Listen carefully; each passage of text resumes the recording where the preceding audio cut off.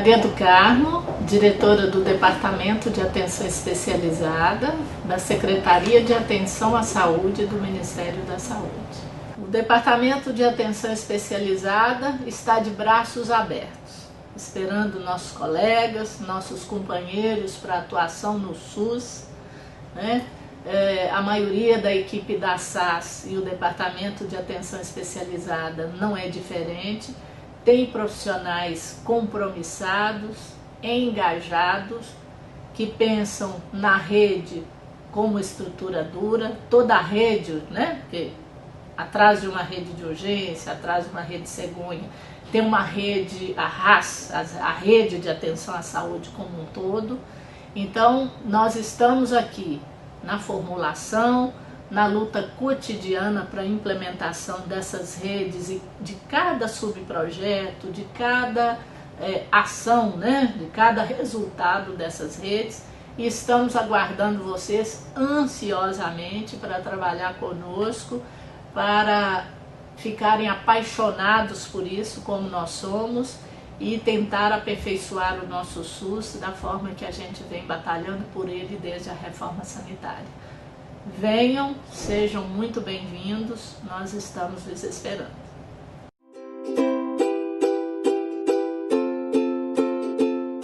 O sistema de urgência e emergência no país, ele é um dos focos, né, de nossa atuação na atual gestão do Ministério da Saúde, já vem de um processo acumulado ao longo dos anos. No entanto, até por determinação da presidenta e a gestão do ministro Padilha, nós estamos fazendo grandes investimentos nas portas de entrada e o que justifica isso? A situação de dor, a situação de sofrimento ou a situação de sentimento por parte da população de que tem algo errado com qualquer um de nós, ela já é desagradável e já preocupa. Nós estamos tratando de vida. E a situação onde isso se torna mais crítico é no que a gente chama de urgência e emergência, que muitas vezes e que é classificado de acordo com uma urgência sentida. Uma criança com febre, eu ou você, se sentirmos uma dor de cabeça, ou uma dor no peito, nós não esperamos ter um diagnóstico preciso para classificar se aquilo é uma urgência ou é uma emergência, ou até ter uma racionalidade de onde nós vamos procurar o serviço. Então, a urgência é o local onde provavelmente está retratado o sofrimento maior das pessoas em relação à sua saúde. E hoje nós ainda enfrentamos situações de filas, situações de tempos de espera prolongados, às vezes situações de atendimento que não são dignas de nossa população nas portas de entrada.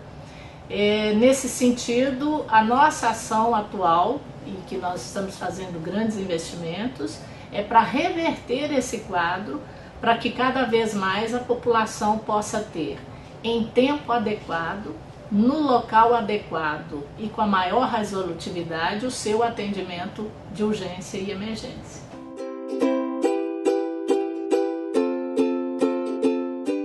O que torna desafiante a melhoria do acesso e da qualidade, que é o nosso principal indicador de saúde, que o Ministério vem trabalhando nas portas de entrada da urgência, são questões estruturais. Então nós precisamos tratar da questão da ambiência dessas portas de entrada, áreas físicas novas ou reformadas, áreas físicas adequadas para os tempos de espera dos usuários.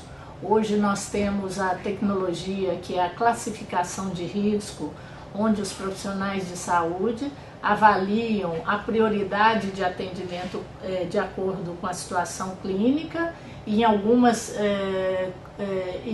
de algumas condições, como a idade do paciente, a situação mais global, mais sistêmica com a qual ele chega nos nossos serviços. Então, seja para um atendimento imediato, seja para aquele paciente que pode aguardar algum tempo para ser atendido, nós temos que dar uma condição digna de ambiência, uma condição digna de espera.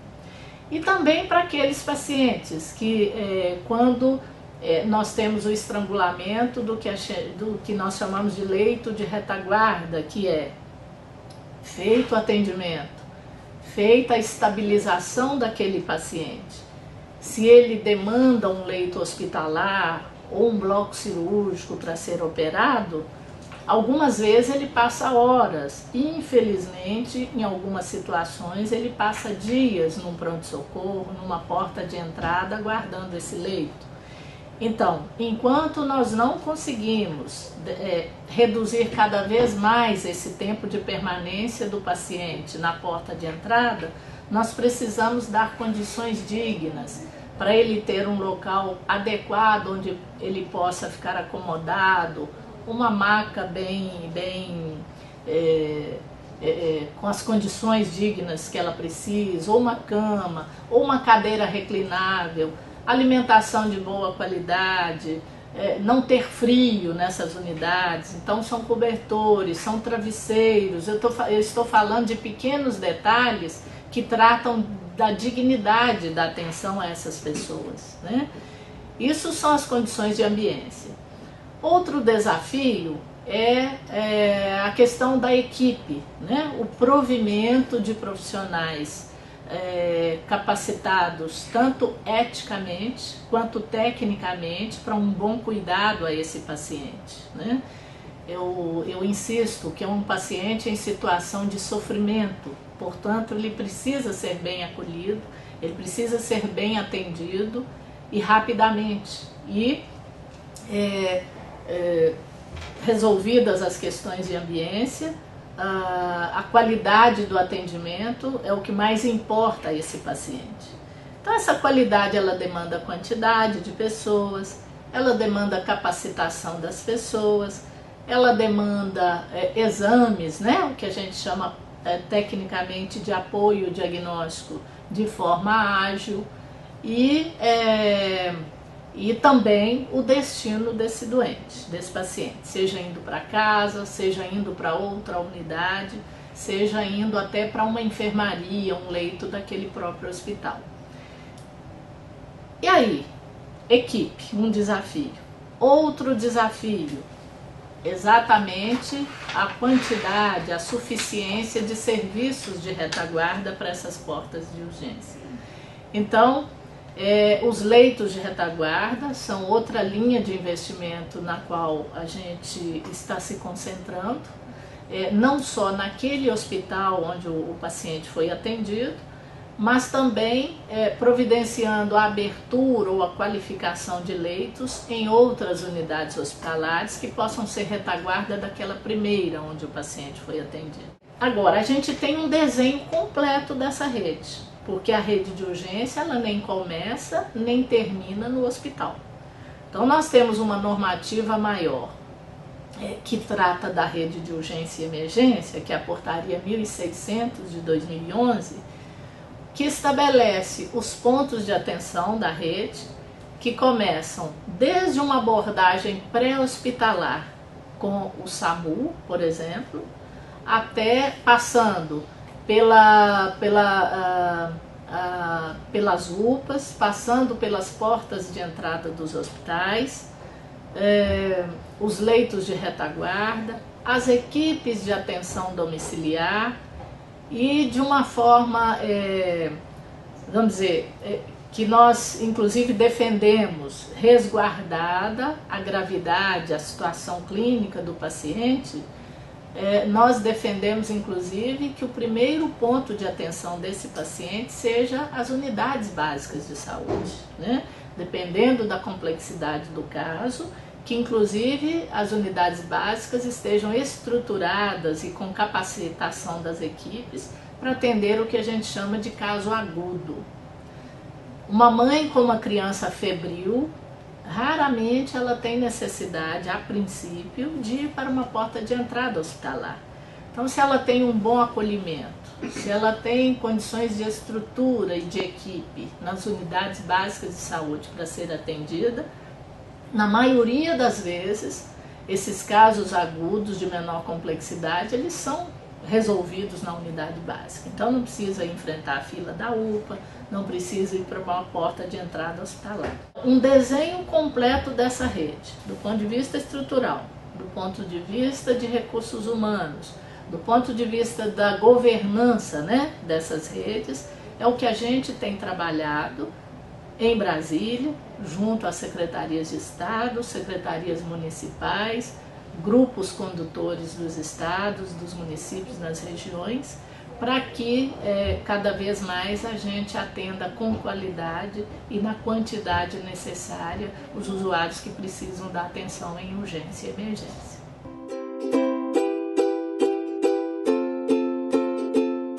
A portaria 1600, ela faz um desenho de rede, discorrendo, né, sobre os principais pontos de atenção dessa rede, que começam com o atendimento nas unidades básicas. Temos o atendimento pré-hospitalar, né, o SAMU, com quase 3.000 unidades no país, já com 75% de cobertura da população brasileira. Em relação ao SAMU, nosso principal desafio hoje está no aumento da cobertura, porque o que nós já conseguimos atingir hoje leva o SAMU aos maiores centros, onde tem maior densidade populacional, onde tem maior disponibilidade de recursos humanos para trabalhar nessas unidades do SAMU. Então, nosso desafio hoje para o restante da população, esses 20% de população brasileira que precisa ser coberto pelo SAMU, é principalmente nós pensarmos em dispositivos, né, que viabilizem essa interiorização, que respeitem essa especificidade, por exemplo, da dispersão populacional, das grandes áreas territoriais e da dificuldade, inclusive, de locomoção, de transporte, né? Não de locomoção, mas de transporte de usuários nessas áreas. Então é possível que a gente tenha que pensar em regras alternativas à que a gente tem hoje para universalizar essa cobertura. Então o SAMU é uma estratégia vitoriosa, né, criada em 2004 e já com essa cobertura que eu disse. Temos as UPA, né? O projeto de governo é nós atingirmos 1.000 UPAs em funcionamento no país. Hoje nós estamos na casa de mais ou menos 270 UPAs em funcionamento e já em construção de cerca de 500, e estamos selecionando mais cerca de 225 UPAs, que é o PAC 2013, para construção. As UPAs, então, elas são uma modalidade de atenção que é intermediária entre o pré-hospitalar, é uma modalidade de atenção pré-hospitalar, né, entre as unidades básicas e o hospital. Elas trabalham com 3 portes diferenciados, de acordo com área física, equipamentos e composição das equipes, e também são unidades de grande resolutividade, desde que elas estejam providas, né, dessas condições que a gente preconiza que cada porte deve ter. Em seguida, as UPAs. Nós trabalhamos com as portas de entrada hospitalares, né? Então existe um desenho a princípio de 230 portas hospitalares que nós selecionamos ainda com dados secundários, mas chegando à discussão da rede nos territórios, algumas vezes esse desenho feito no nível central ele muda de acordo com a realidade local.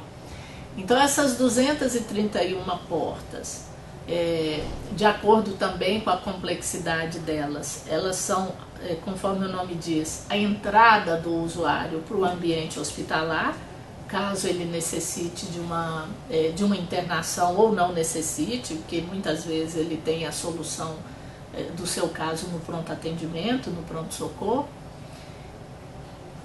Daí, o paciente necessitando de um leito hospitalar, seja naquele hospital, seja através da regulação de uma central que conhece, né, o que são as potencialidades, a capacidade daquela rede de atender um caso de infarto, um caso neurocirúrgico, um caso ortopédico.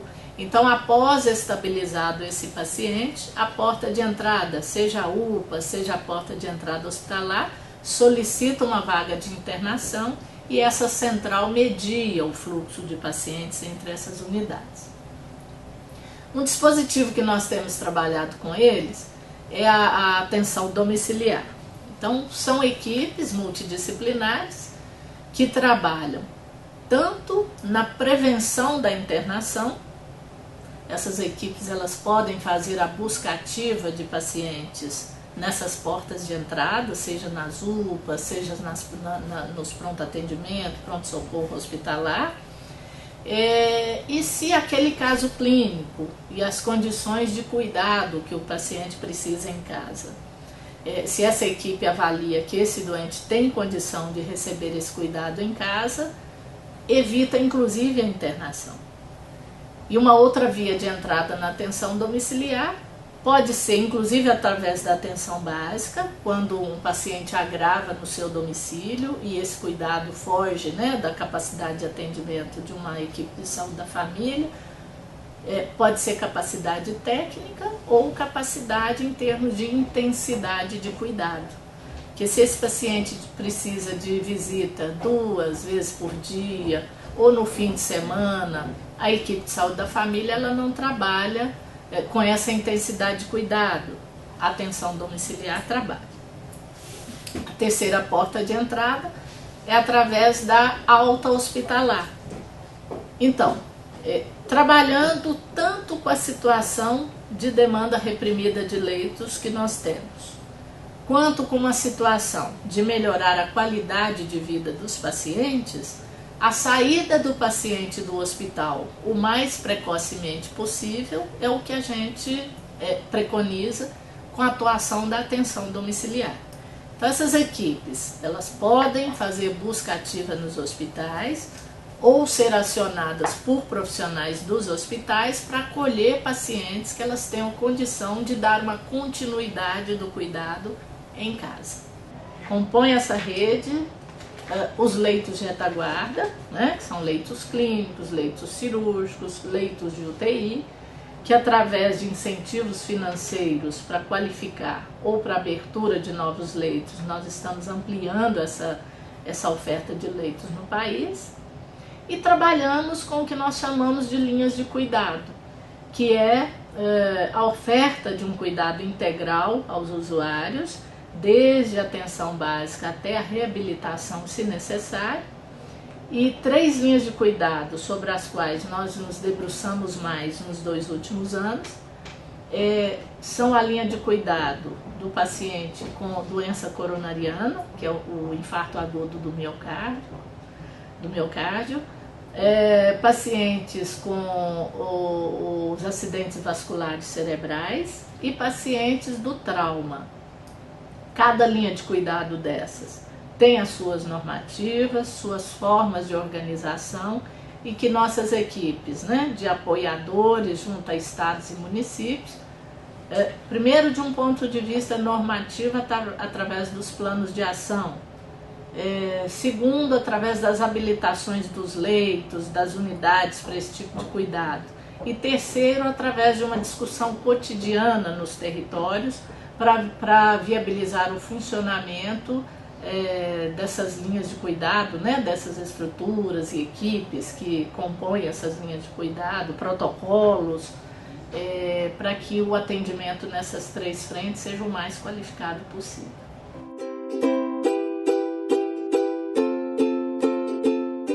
Nós temos 4 ações, né, que são transversais à rede de urgência e as demais redes.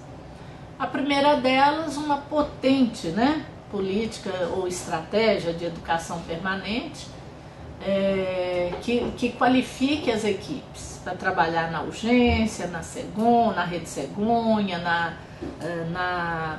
na rede de atenção psicossocial e na rede de urgência e emergência, na atenção à pessoa com deficiência. Então, estrutura tem que ser acompanhada, né, de uma qualificação das pessoas para lidar com essas estruturas, para saber fazer o manejo de equipamentos, o manejo de medicamentos e principalmente ter uma escuta qualificada para o que cada usuário nos diz e a gente saber dar a condução mais adequada para aquele caso, né? Uma outra ação transversal é a formulação de uma política de financiamento que induza, né, a formação dessas redes, a conformação e funcionamento dessas redes. Então, nós trabalhamos com tabela de procedimentos, trabalhamos com incentivos vinculados ou não à produção, trabalhamos com plus na tabela. Então, a gente tem aplicado diversas modalidades de financiamento indutivas. O Ministério da Saúde, só numa fonte que nós chamamos de MAC, que é média e alta complexidade, já colocou mais de 3 bilhões de reais nas diversas redes nesses dois anos. E a atenção básica, como o próprio nome diz, né, que é a base de todas as redes que nós conformamos, também tem feito investimentos vultuosos. Um outro dispositivo, né, é a questão da informação, a qualificação da informação, a criação, a adequação de sistemas de informação, criação de novos sistemas e principalmente a gestão dessa informação, que é a coleta, o registro, a coleta de dados e informações, a análise dessas informações, a elaboração de relatórios que nos deem a todos, em todos os níveis da gestão, né? Desde o federal até o municipal, até qualquer ponto de rede, nos dê informações para a gestão dessa rede. E o outro, que é muito caro, é o que dá vida, o que dá movimento a essas redes, é a regulação. Então, nós criamos a estrutura, ambiência, equipamentos, nós capacitamos as equipes, fazemos a sensibilização dessas equipes, dos gestores, entre todos nós. No entanto, o que deve definir o andar, o caminhar desse paciente nessa rede? É a regulação do acesso, né? Então, tanto os serviços de saúde quanto os usuários precisam ter a informação e dispositivos que viabilizem um caminhar o mais ágil, no tempo mais oportuno possível, para que o paciente com uma situação clínica, ele vá para o serviço de saúde que seja adequado àquela situação dele. Então, se nós num dado território estamos financiando X leitos de clínica médica, X leitos de UTI, mas a ocupação desses leitos ocorre de forma desordenada, sem um estabelecimento de prioridade. Qual paciente que segue um protocolo até para ter uma expectativa de vida, para a ocupação desses leitos? É como se a gente estivesse investindo em estruturas, entre aspas, mortas. Porque nós não vamos, se não tiver um processo regulatório adequado, fazer uma ocupação otimizada desses recursos. E o processo regulatório, seja através de estruturas duras, como as centrais, seja através de processos refinados de regulação, seja através de pactos feitos entre as unidades de saúde, entre uma UPA e uma UBS, entre uma UPA e uma porta de entrada hospitalar, entre uma central e o diretor de um hospital, para viabilizar o acesso com menos barreiras possíveis, possível, né, desse usuário, aquele leito, aquele centro cirúrgico, aquela UTI, aquele pronto-socorro. Esse é o processo regulatório, né?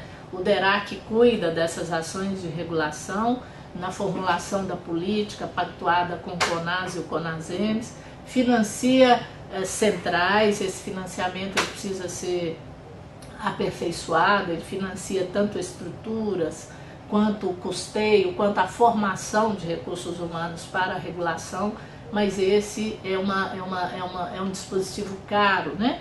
As redes, e que a gente precisa aperfeiçoar cada vez mais.